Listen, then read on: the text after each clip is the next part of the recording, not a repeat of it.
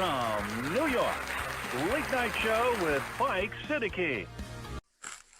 Assalamu alaikum. Allahumma salli ala Muhammadin wa ala ali Muhammad. Welcome to the show.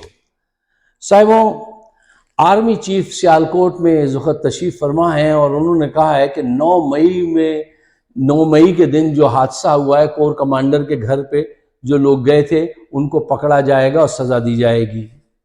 ज़रूर सज़ा दी जाए, क्योंकि ये एक जुर्म है मेरी निगाह में, लेकिन सज़ा सही कल्प्रिट्स को दी जाए, सही लोगों को दी जाए, उन लोगों को ना दी जाए जिनको आप सज़ा दिलवाना चाहते हैं या आपके साथी सज़ा दिलवाना चाहते हैं और इस नीयत से सज़ा दिलवाना चाहते हैं कि पीटीआई को दहशतगर्द तंजीम करार दें, इमरान खान को गिरफ्तार करें।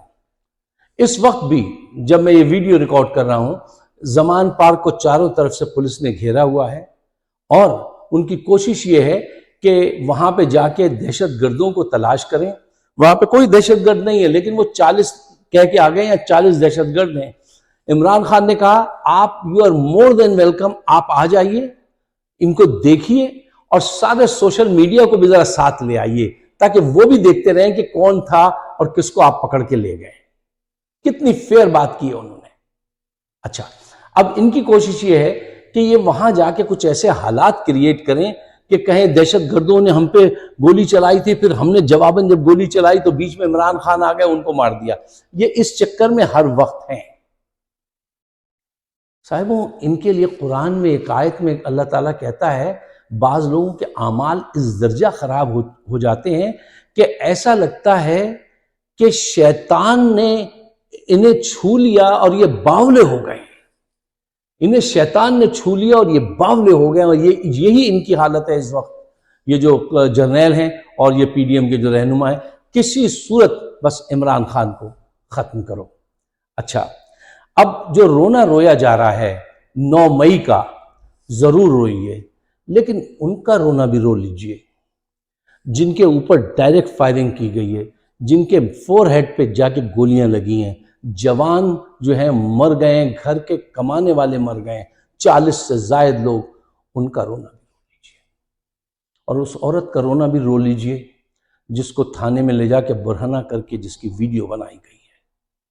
उन बच्चियों का रोना भी रो लीजिए, सनम और उसके साथियों का, जिसको मरियम नवाज के कहने पे बालों से घसीट के ले जाया गया है, उनका रोना भी रो लीजिए। और उनका रोना भी रो लीजिए जिनको हालात रोने नहीं दे रहे और वो मुसलसल कोशिश में लगे हुए हैं। एक पकड़ के जाता है, फिर आता है, दूसरे को पकड़ लेते हैं, फिर तीसरे को। इन सब का रोना जो है बनता है, इनका रोना भी रो लीजिए। देखिए, ये बात बहुत सादा सी है कि 9 मई के वाक़े में कौन इन्वॉल्व था, वो वाक़या क्या हुआ। अगर आप दयानतदारी से उन लोगों को पकड़ना चाहें और अगर आपकी नीयत यह है कि किसी सूरत पीटीआई को बैन करना है, तो फिर तो आप जो है हर सूरत में कबूलवा लेते हैं मार मार के कि उसने ये हरकत की है। देखिए, कुछ बेसिक पॉइंट्स हैं, ज़रा उसको पेश नज़र रखिए और ख़ुद हल ढूंढ लीजिए। ये कोई मुश्किल काम नहीं है। देखिए, जहाँ से वो लोग चले जो गए हैं कोर कमांडर के घर की तरफ, वो कितनी देर का रास्ता है? 5, 10, 15, 20 मिनट का नहीं साहब, वो वहां से 5-6 मील दूर है, 1.5 घंटे का सफर है। इतना लंबा रास्ता है। ये नहीं है कि फौरन आए, उन्होंने फौरन वारदात की और चले गए थे, वो नहीं। अच्छा, इस दौरान इस पॉइंट नंबर 2, इस रास्ते में जो क्या आती है वहां पे, चौकी आती है पुलिस की, नाकों पे कोई पुलिस वाला उस वक्त मौजूद क्यों नहीं था? जबकि वो रास्ता किधर जा रहा है? छावनी की तरफ जा रहा है। कोर कमांडर के घर की तरफ कोई छोटी मोटी बात नहीं होती कि कोई वहां ऐसे जाके घूमता फिरे। अच्छा, पॉइंट नंबर 3, जब वो लोग वहां पे पहुंचे तो कोर कमांडर ने फोन किया तो ना पुलिस आई, ना रेंजर आई। कोई क्यों नहीं आ रहा इतने बड़े आदमी की हेल्प के लिए? ये सब एक पहले से लगता है, इसके डॉट मिलाते जाइए, पहले से एक प्लान चीज थी। अच्छा, अब प्रोपेगेंडा बार बार ये किया जा रहा है जिना हाउस, जैसे जिना से इनको बड़ी मोहब्बत है। अरे जिना साहब ने वो घर खरीदा था, 2 घंटे कभी वहां वो रहे थे और जिना के मजार पे जो जाके कूदा था, बदतमीजियां की थी, वहां नारेबाजी की थी उनकी कब्र पे खड़े होकर کہ مریم نواز کے شوہر نے، وہ آزاد گھوم رہا ہے، اور یہاں پہ ان کو کور کمانڈر کے گھر کو بار بار جنا ہاؤس کہہ کے لوگوں کو اسٹال دلانے کی پروپیگنڈا کوشش کی جا رہی ہے۔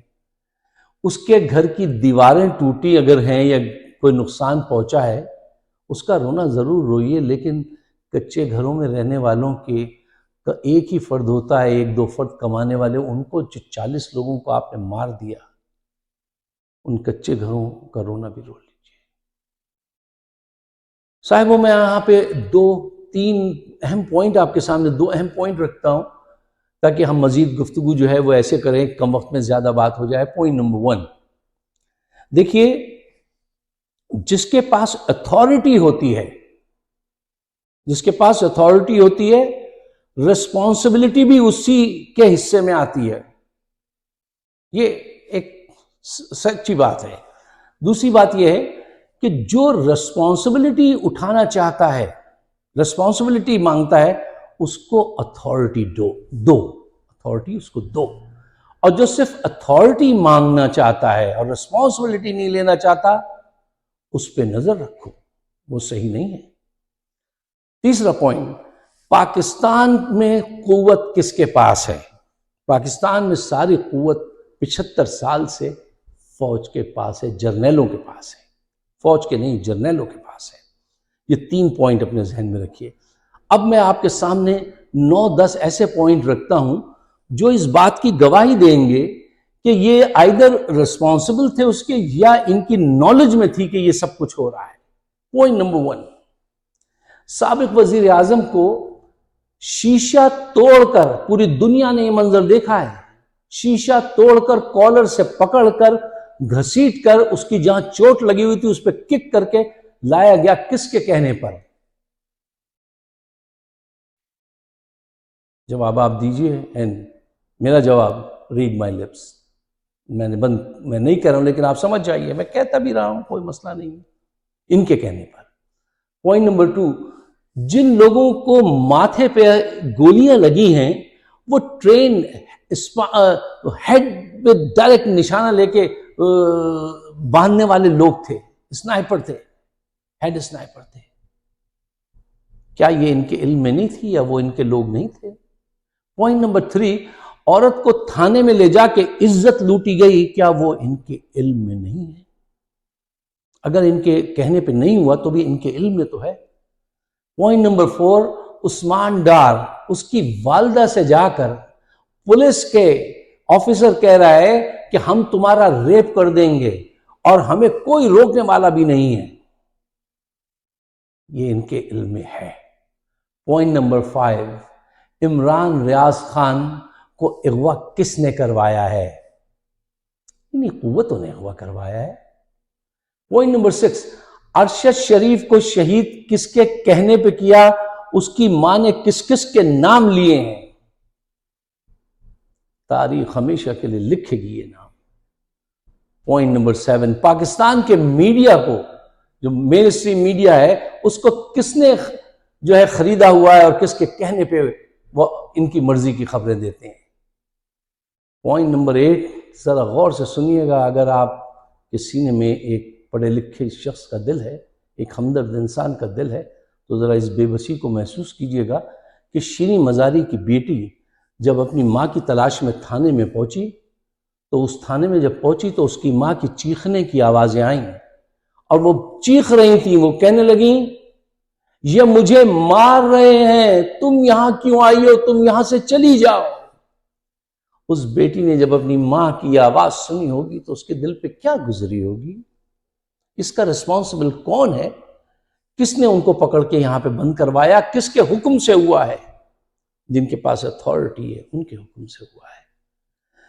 پوائنٹ نمبر 9، سابق وزیر اعظم اتنا بے بس ہے، اور دوسرے لوگ اتنے مضبوط لوگ کون ہیں جو اس کی ایف آئی آر تک نہیں کٹوانے دی؟ انہوں نے ایف آئی آر نہیں کٹوانے دی کہ ان ناموں کو نکال دو جرنیلوں کے، ورنہ ایف آئی آر نہیں کٹے گی۔ ایسا ہی ہوا، ثبوت موجود ہے۔ پوائنٹ نمبر 10، علامہ اقبال بانی پاکستان کے گھر، ان کی بہو کے گھر میں کود گئی پولیس۔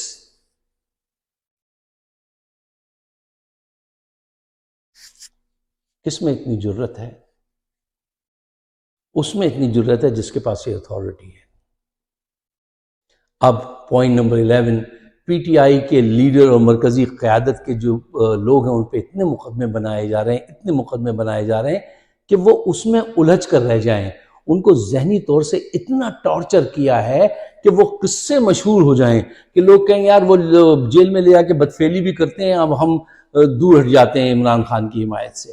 یہ ہوا یہ خود پھیلا رہے ہیں، یہ کر بھی رہے ہیں، یہ پروپیگنڈا بھی کروا رہے ہیں تاکہ لوگ جو ہے خوف میں آ جائیں۔ وہ کہتے ہیں نا کہ کہیں میں نے پڑھا تھا، you don't correct the man you hang, you correct others by him۔ جس کو آپ پھانسی پہ چڑھاتے ہیں تو وہ تو چڑھ گیا، اس کو تو کریکٹ نہیں کیا آپ نے، لیکن دوسروں کو خوف زدہ کرنے میں آپ کامیاب ہو جاتے ہیں کہ وہ ڈر کے مارے کوئی ایسی بات نہ کریں۔ یہی پالیسی اس وقت ان کی ہے کہ ان کی مرکزی قیادت کو پکڑ کر اس طرح ابیوز کرو کہ وہ خبر آگے نکلے اور دوسرے لوگ جو ہیں وہ ہمیں چیلنج کرنے کی ہمت بھی کھو دیں۔ یہ لوگ اس ظلم و ستم کے ذریعے لوگوں کی ہمت کو توڑنا چاہتے ہیں۔ ایک کام یہ کر رہے ہیں اور دوسرا کام یہ کر رہے ہیں کہ یہ آئین کو تباہ کرنا چاہتے ہیں، جو ہر طرف سے یہ کوششیں کر رہے ہیں۔ دیکھیے، آئین اس لیے نہیں بنایا جاتا کہ آپ کرمنل کو سپورٹ کریں، آئین اس لیے بنایا جاتا ہے کہ آپ حکومت کو کرمنل لوگوں سے بچائیں۔ اس پہ ذرا غور کیجئے گا، اور یہی چاہ رہے ہیں کہ کرمنل لوگ جو ہیں اس پہ غالب آ جائیں، اور جو غالب آتے نظر آ رہے ہیں۔ اگر یہ آئین بھی چلا گیا ہاتھ سے تو پھر آپ کا کیا مستقبل ہے؟ ابھی بھی دیکھ لیجئے کیا مستقبل، اس کے بعد کیا ہوگا۔ اس کے لیے آپ کو چاہیے کہ اسٹیڈ فاسٹ رہیں اور کھڑے ہوں ان کے خلاف، کہ آئین کو ہم نہیں ختم کرنے دیں گے، یہ ظلم و ستم تمہارا ہم قبول نہیں کریں گے۔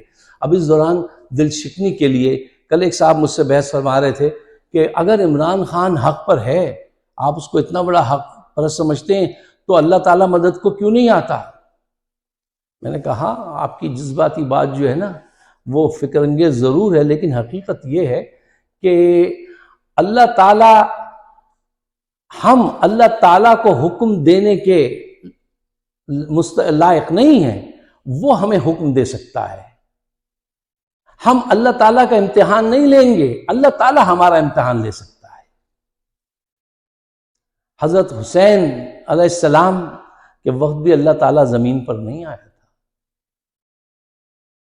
حضرت عیسیٰ کو جب کراس پہ چڑھا رہے تھے، جو ہمارا عقیدہ ہے اللہ نے ان کو اوپر اٹھا لیا تھا، اس وقت بھی اللہ تعالیٰ نیچے نہیں آیا تھا۔ اللہ تعالیٰ کا عذاب کب آئے گا، یہ زمین کب پھٹے گی ان پر، وقت آ گیا ہے۔ آسمان کب ٹوٹے گا، اس کے لیے ہمیں اسٹیڈ فاسٹ رہنا ہے، ایک ساتھ کھڑے رہنا ہے ظلم کے خلاف۔ یہ ان سے قدرت انتقام کب لے گی، یہ قدرت کا فیصلہ ہے۔ ہمیں قدرت نے یہ کہا ہے کہ تم ظلم کے خلاف کھڑے رہو۔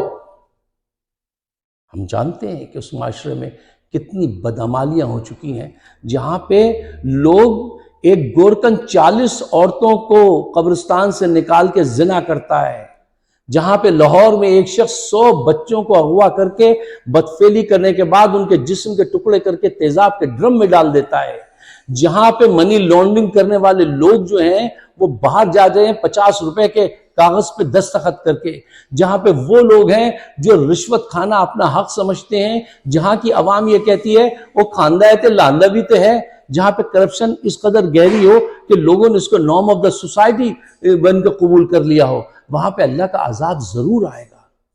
ڈریے اس وقت سے کہ جب اللہ کا عذاب آئے۔ آپ اللہ کا امتحان لینے کی کوشش مت کیجئے، اللہ آپ کا امتحان لے سکتا ہے۔